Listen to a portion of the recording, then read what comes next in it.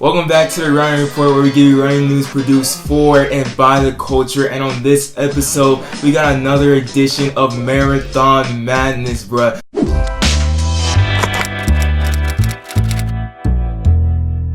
The marathon has been going crazy for the past few months, but then in the past 2 weeks, we probably had the biggest news in marathon history, and that's the fact that in April, across the pond, we're going to see the greatest marathoner ever. He just went under sub 2 in the marathon. He has the marathon world record. That's Eliud Kipchoge, go against the number 2, the second fastest marathoner of all time, Kenenisa Bekele, at the London Marathon, bro. It's going to be so exciting. It's going to be one of the biggest races that we have seen ever in the entire history of the world. But before we get into that, I want to talk about these comments that Kenenisa Bekele made about Mo Farah returning back to the track, and referring back to it with Mo Farah and how he's going to do in the 2020 Olympics. He said, "I'm sure he will be in the medals in the 10,000. I have no doubt about that." It looks like Bekele is for sure that Farah will medal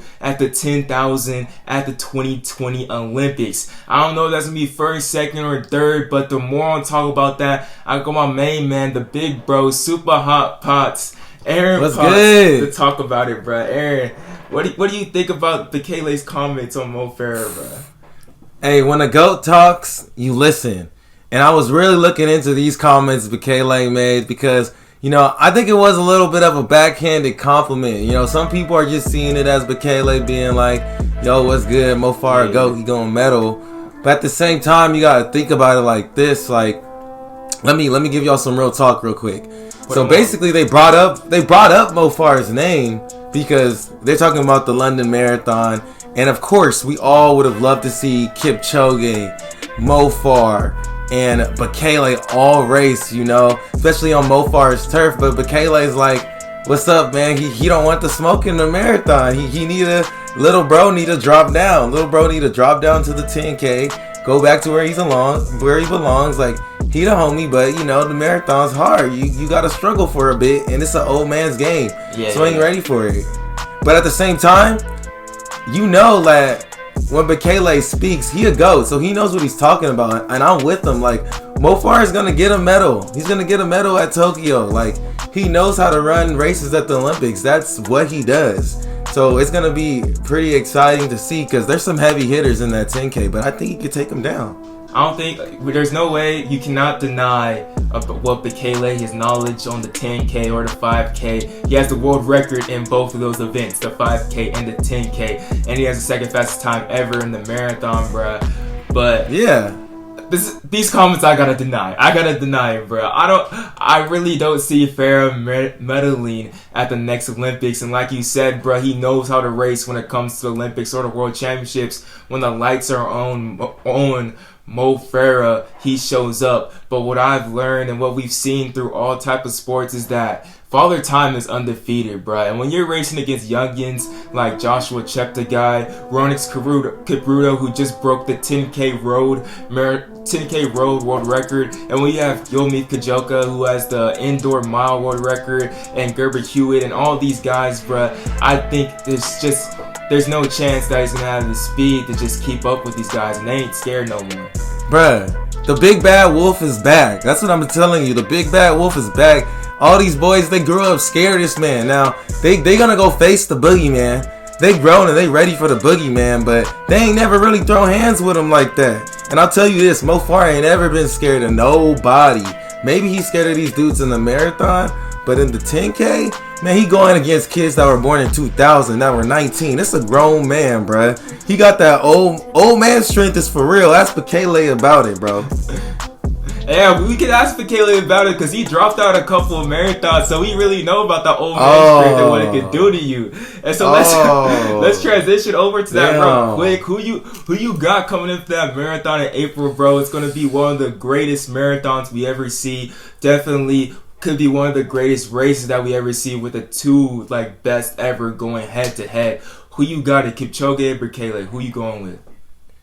Bruh, I mean, you guys already know, like I just said, old man strength. The dude's 37. It's going to be interesting to see what he sees, because we'll see what he does, because over time, if you look at his track record, yes, Bekele has DNF'd at a lot of races, but in the ones that he completed and the ones that he is on, like that 203 that he ran, that was so close to the world record when he ran that. Yeah. And this last one when he was on, he was 2 seconds off the world record, running 201. So with this man coming up to London, he's really talking. He's already like, the world record is going to go down. His confidence is there. He's finally healthy. That's what we don't usually see. So all I know is when it comes down to it, this guy is the best at comeback races in the marathon. That's when he does his best. And when's the last time Kipchoge been in a position with a man breathing out his neck coming down for him, you know? Yeah. I mean, what's he gonna do? How is he gonna respond to that? I think that's a really great point, that Kipchoge has never really been challenged. Only time he was really challenged is the last time he got beat in the marathon. That was only one time that he's run the marathon he has gotten beat, and that was Wilson Kipsang. And in that race, Wilson Kipsang broke the world record. Then after that, every single marathon he has run, he's either broken the world record or it was just right off of breaking his own world record. So I think it is like just gonna be the test of what is Kipchoge gonna do when it comes up, when you have Bekele breathing down your neck. But I don't know. I think I have to go with Kipchoge until he loses, bro. He hasn't lost since Wilson Kipsang. So I mean, I'll say this: the dude is consistent. The guy is consistent. But I'll tell you this: Vaporfly is probably gonna be banned around that time, and you know he won most of his race in the Vaporfly. So you know it's gonna be up in the air, and I think Bekele been around before the Vaporfly. You know, that ain't nothing for him. You know, he could be in a Nike streak for all I care. He gonna be ready. You know. Yeah, Kipchoge ain't gonna have those Jimmy Neutron 4s to get him through that with those Alpha Flies. He ain't gonna have. He ain't, bro.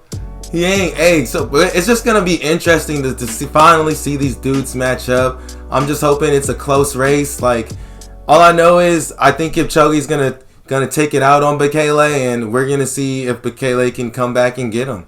I think that's what it's gonna come down to in the race, and we're gonna see that Bekele speed. And man, hopefully my guy comes home with a W. Yeah, so you guys really need to be watching out for just more on developing stuff on this story, because in April, bro, we're gonna see one of the greatest races like ever of all time in the marathon, and just all across track and field and running in general, y'all. So make sure you guys follow us on Instagram. Make sure you guys follow us, subscribe to us here on YouTube, and yeah, bro, thanks y'all for watching the Running Report, and thank you, Aaron, as well. We'll see y'all later. Yes, always. Peace.